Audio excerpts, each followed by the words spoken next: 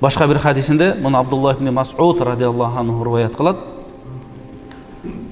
Пайгамбарыбыз айтат: "Хассину амвалакум биз-зака" дейт. Силер мал мүлкүңөрдү зекет берүү менен чептегиле дейт. Зекет берүү менен бекемдегиле.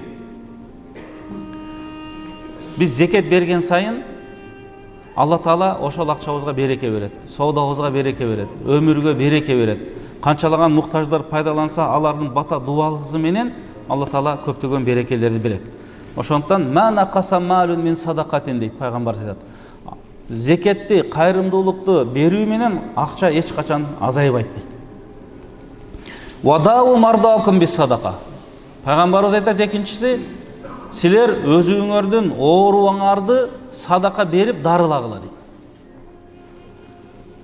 Досубуз, атабыз, тууганыбыз, балабыз ооруп калса, ошол дарылоонун дагы бир жолу садака чыгарган болсок, ал дагы Алла Таала ошонун аркасынан шифа берет экен.